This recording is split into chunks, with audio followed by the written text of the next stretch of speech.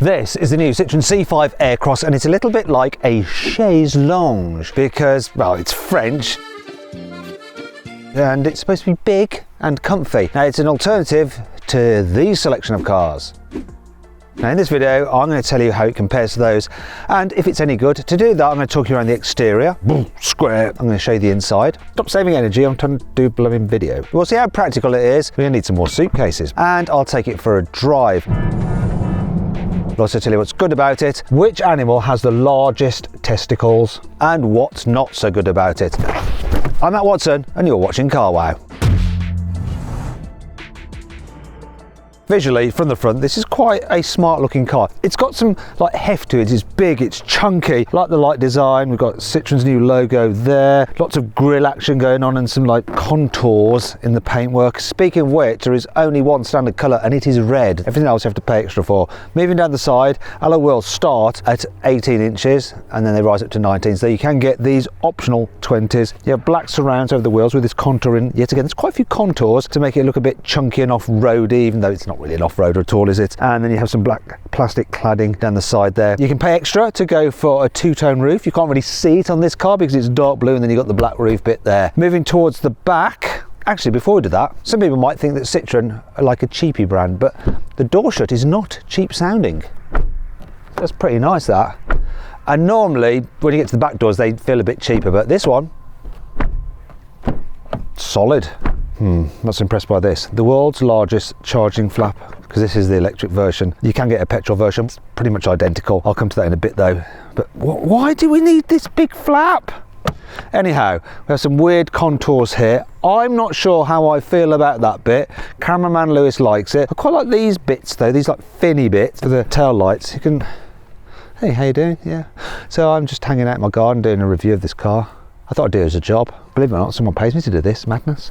Anyhow, at the back of the car, it's big, kind of square. And this is where these tail lights really just give it a little bit more personality because it is just a square rear end, chunky bottom of a car. That's all I have to say on the matter. The entry-level petrol C5 Aircross starts from just under £30,500, which is broadly the same as the Kia Sportage and Nissan Qashqai. Higher spec cars with more kit are almost £36,000 and the plug-in hybrid is almost £39,000. The electric EC5, like this one I'm reviewing here, starts at just over £34,000, but this is the range-topping max trim with a few optional extras including blue paint and bigger wheels. It costs £40,000. So does it feel worth this much? On the inside, so I quite like the design and the way you got this straight line, then the central console there with the infotainment screen in vertical, which I think is better for sat nav than horizontal layout. Some weird things going on with the speakers, but they do look kind of cool, and I like the fact that this material has texture on it so it feels nice and squidgy. I mean, these plastics are a bit hard and plasticky and on the door tops, but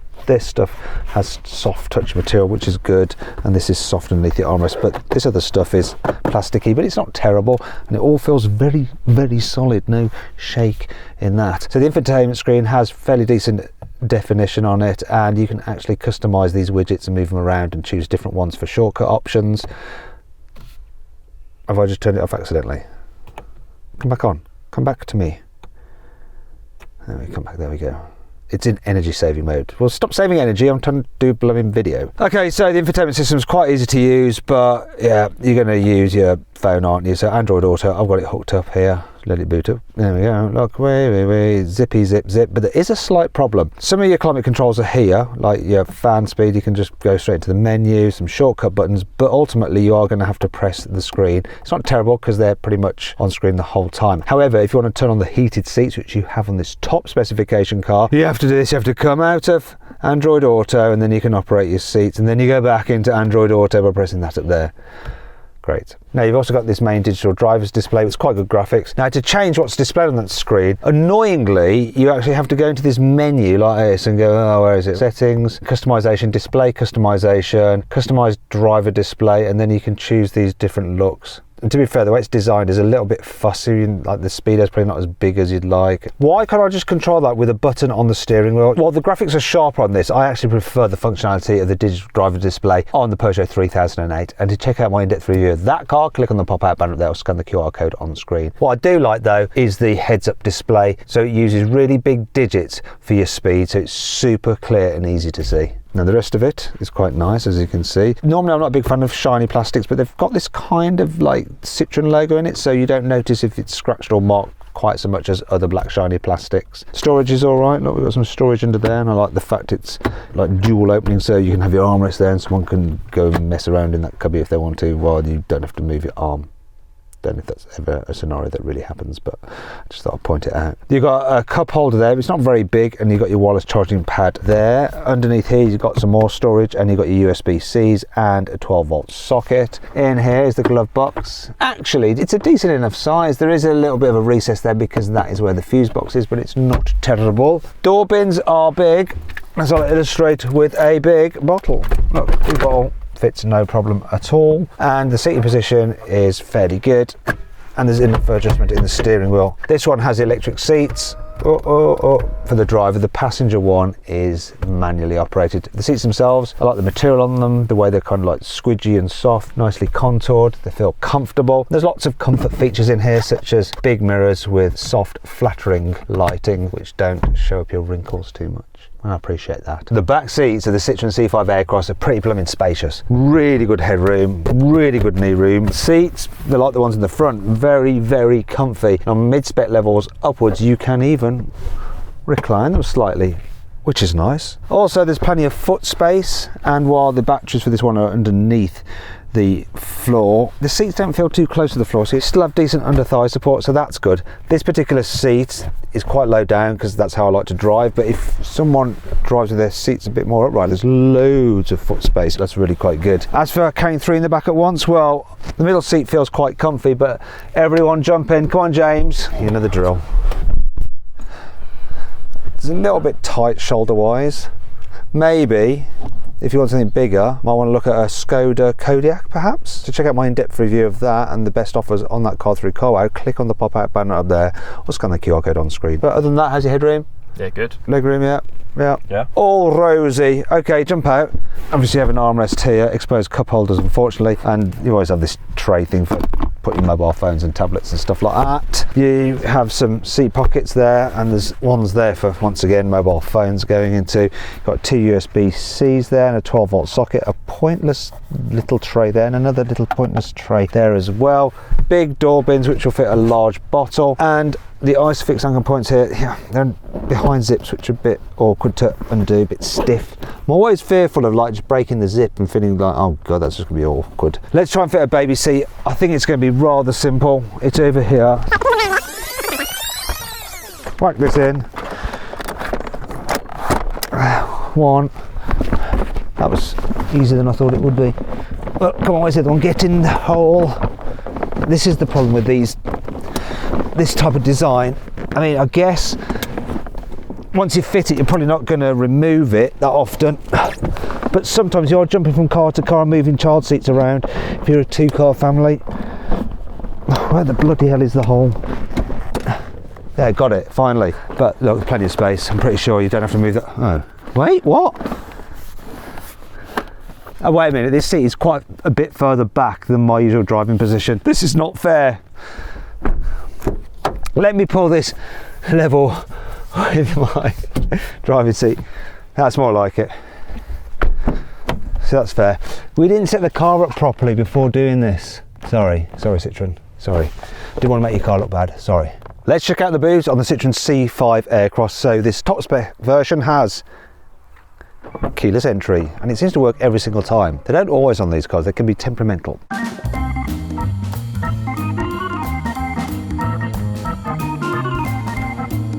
Anyway, boot capacity is 565 litres. A Kia Sportage has a slightly bigger boot. If you want to see my in-depth video review of that car, click on the pop-out banner up there, or scan the QR code on screen as well, and you can see how much you can save on that car through Carwow while you're there. So, look, no load lip, which is good. We have quite a bit of underfloor storage. Can I alter the height of this? Yes, I can. Now, I'm going to see how many of these cases I can fit in. Right. They have to fit under the load cover. Am I putting them in the best way possible?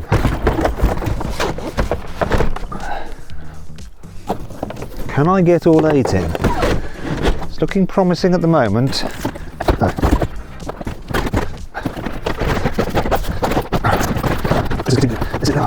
Oh, oh. Bear with me. There's one left, but I think if I do a bit of reconfiguration. 5 minutes later.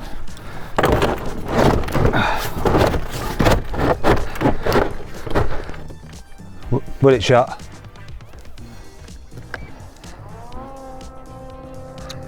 I'm just leaning here. Everything's cool. That's impressive. All 8. We're gonna need some more suitcases. What a big boot. Okay, what else to show you in here? Well, look. Let's get this out of the way. Oh, blimey, some load cover. So we should have a 12-volt socket somewhere. Yeah, there it is. There we go. A couple of tie-down points, but not many. You have this little gripper here for, oh wait there, if I put this back up onto there, look, that holds that up there. There we go. So you can mess around in there. Get rid of these cables. There's always cables, isn't there? There's no space over spare wheel. It's just fold down the rear seats. So you have to lean in. Ow, they're spring loaded. It almost took my thumb off. Ah! Like that. But then you do have a continuous floor, look, without too much problem sliding things to the front like that. But will this fit underneath the false floor? Come on. Come on. Oops, sorry. Yes, it will. That's perfect. Absolutely perfect. And that brings on to 5 annoying things about the Citroen C5 Aircross. This is probably the worst place to ever put black plastic trim because you're going to touch it quite a lot. In fact, look at all this. Look at these like palm prints and stuff. It's also going to scratch. Ugh. Because the back window is long but not very deep, it means you can only fit a very small windscreen wiper. So when it gets wet, you can only wipe this bit. Give me a wipe. Just wipe, don't jizz. Look, more than, look, it just doesn't even touch this area here. Or here. All right, you've made your point. Yeah, I know there's a cup holder there, but you might be using it for something else, or the passengers might have put their drink in there. If so, if you've got a cup of coffee, you might end up having to put it like, I don't know, here. It's not ideal. Like, and then you're like, how do I get to it? Having to do a reach around, and then you know, risk of just like going, ah! Actually whacked you in the head. Oh, I really enjoy doing that. Where is it gone? Where's the mug? Yeah. Don't you laugh. The little ports where they've injection moulded this panel, look, you can see there, right? These little indentations. They seem to get filled with polish. So if you polish your car, you're going to get this all over the back of it, then you have to pick it out. That's not great. The design of the seat with the integrated seatbelt holder at the bottom here and the shroud means that depending on where someone has their seat, you can get this sort of like separation with this wedge where you can actually get your feet caught underneath it when you're trying to get out. Lewis just did it get out of the car. It's quite funny. He did something like this.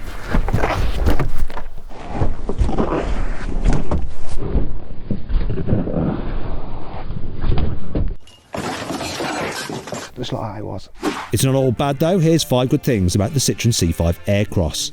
The doors have hidden recessed window sills. So if you look down there, you can actually see the seal. It's a bit like the car design version of the infinity pool. There is a vent in this central storage cubby to blow cold air from the air conditioning so you can chill your drinks. Is that it there? You see it? See it? Where's the vent? There it is. There you go. Told you. Hey, how you doing? So I've got the top of the range Citroen C5 Aircross. That means it comes with the Matrix LED headlamps. Guess what they can do? Yeah, that's right. They can blank out part of their beam so they don't dazzle oncoming drivers. You don't have to keep on going main beam, low beam, main beam, low beam. It just does it automatically. It's really good.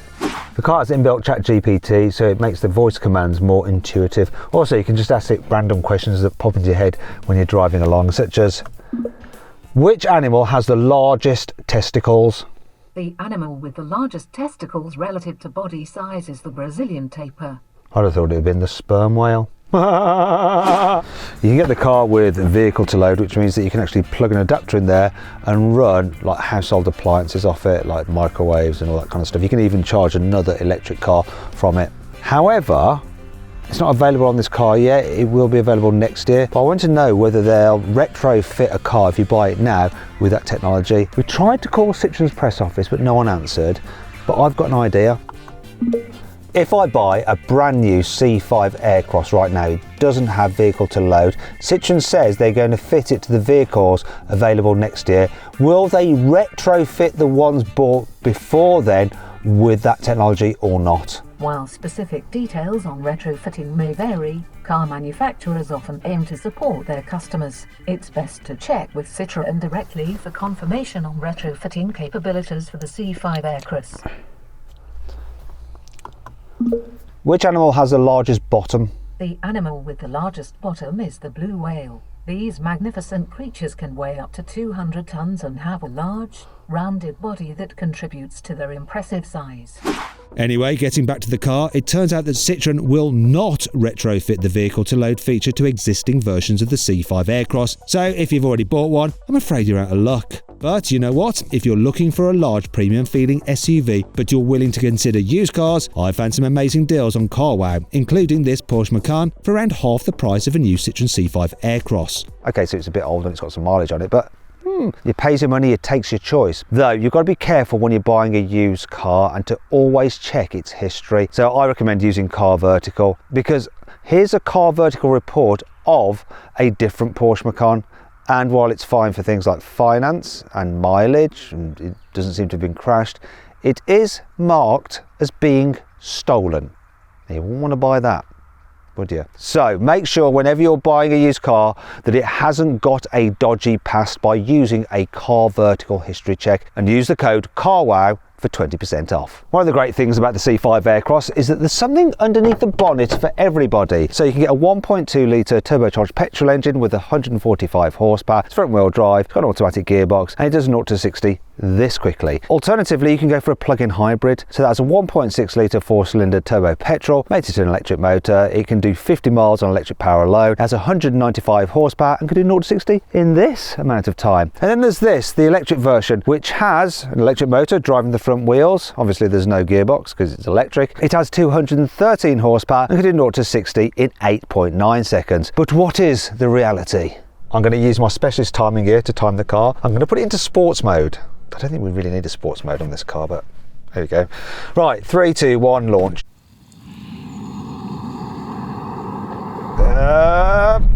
Steady as she goes. And that's the 60 coming up now. It's kind of there or thereabouts, isn't it? A little bit quicker, but not by much. Put its power down okay, no wheel slip. Satisfactory, considering how heavy this car actually is. 2.1 tons, it's quite heavy really, isn't it? Obviously away from the lights and to 60 miles an hour is all well and good, and it's like a standard test we like to use in the trade. However, what really matters is, what's this car's like performance when you're putting your foot down, when you're just driving and need to overtake or join a busy motorway? Well, let's time it from 30 to 70 miles an hour. Here we go, 30, floor it. How long is it taking? It's this last bit that's a little bit longer, but it's all right. And for overtaking, it's adequate. I think the problem is this motor's having to do a lot of work to shift that mass. Oh look, there's a man walking down a dual carriageway, 70 mile an hour dual carriageway. That's sensible. Now, while that performance was okay, this car is hampered by its weight somewhat. I mean, 2.1 tons is a lot of weight. The 1.2 petrol is half a ton lighter. So how's that going to affect the braking performance? Well, I'm going to find out by doing a brake test from 60 to 0 miles an hour. Hopefully, these good quality Michelin tyres will help this car. Okay, here we go then. Looking for around 35 metres, but then this is quite a heavy car, so 36 will be acceptable. 3, 2, 1, coming into the braking zone now. Whoa, it moved about a little bit there. Because it's got squidgy suspension, it went up like that a bit. But it did the job. 33 metres. Well, the braking performance when you have to make an emergency stop is very good. Often electric cars can have quite jerky or inconsistent braking because you've got regen effect and then actual friction braking trying to work together. Let's find out what it's like with this car, see if it makes it a little bit annoying to use in town. Well, when you press it steadily, you're all in the regen, and it's quite a long squidgy travel, but then you get to this point where the friction brakes clearly kick in, and then it's like a bit of a jolt. So yep, and then there it is. Sorry, Lewis. So they're not the smoothest. They do take a bit of getting used to. Squidgy, then all of a sudden lots of braking. We'll get there in the end with brake pedals, which feel totally natural with regen, and yeah. Anyhow, let's move on. Well, in terms of manoeuvrability, it's actually pretty decent. So the turning circle is this, but let's give it a go. I think that it's still going to be just fine for this kind of thing. So we've got light steering. Past this Discovery, that should be fine. Now, one thing is, it's quite hard to actually judge where the bottom part of the bumper is on this car. Even though you've got a good view forward, it's quite like a square nose to it, so you're not entirely sure where you are lower down. If that makes any form of sense. It didn't actually, did it? It's not square, it's like curved, and then if it was square it'd be easy. Anyhow, the rest of the visibility is pretty good. What I really like on this car is the fact that you've got these little extra windows in the back pillar, so when you're pulling out or like trying to reverse out of places, you can actually see what's going on. The back window is quite wide, so you see a lot, but if you've got a really low sports car behind you, because the actual bottom of the window is quite high, you're not going to know it's there. The petrol and hybrid versions of the C5 Aircross have pretty crude rear suspension, so it's a torsion beam where the two wheels are linked together. The electric, though, gets independent rear suspension, and that should improve the way it feels to drive. One clear benefit of that independent setup is that if one of the wheels hits a bump, it doesn't send a shockwave through to the other wheel, so the car doesn't skip sideways or something. It actually stays fairly composed. Now, the suspension has a nice kind of glide to it through undulations in the road. Only when the surface gets patchy like now does it get a bit fidgety, but I don't find it uncomfortable. The steering's pretty decent, points the car exactly where you want it to go, and generally I'm quite impressed with the way this goes down the road. Now you can just see how big it feels on the road by trying to get past this tractor. Can I do it confidently? Yeah, that is good. Tell you what's also good, it seems to grip on pretty well. Even though it's got this semi-soft like feel to it, and the fact that it's heavy, it can hold on pretty well in the corners. Look at that. I mean, we get quite a bit of lean, but lean isn't necessarily bad. Lean is only bad if the car starts to run wide, but this one doesn't. I think Citroen have done a good job. You know, they're dealing with quite a lot of weight because of the big battery, which you need if you want to get that range, but they've got the balance right between comfort and handling for this type of car. So anyone who drives it is going to be able to go quick enough and not feel like it's wayward, yet most of the time when they're just pottering about, they're going, oh, this is quite nice. A car such as this really needs to be able to be a very comfy long distance cruiser, and being electric, you're going to want to be able to get a decent amount of range out of it. So let's find out how good it is for longer journeys. Well, do you know what? In terms of like road noise and wind noise, it's not bad. I'm doing 70 miles an hour here on this dual carriageway, and I'm not raising my voice. You can hold conversations dead easy. So that's good. Generally the seats, yeah, you can go a long distance in these, that's also good. In terms of the range that you can go on a full charge, well, it's supposed to do 3.6 miles per kilowatt hour and give you a range of about 320 miles on a full charge. This one is actually doing 3.1 miles per kilowatt hour. And when I multiply that by the usable battery capacity of 73 kilowatt hours, I get a real world range of just under 230 miles. That should be pretty adequate for most people. But Citroen will soon offer a long-range version of the C5 Aircross with a much bigger 97 kilowatt-hour battery. According to official test figures, this should be able to do 420 miles on a full charge. But based on my experience with a standard range car, I expect the reality to be more likely around the 300-mile mark.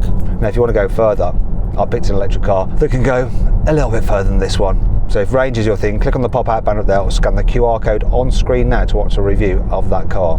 Hint, it's a Kia EV3.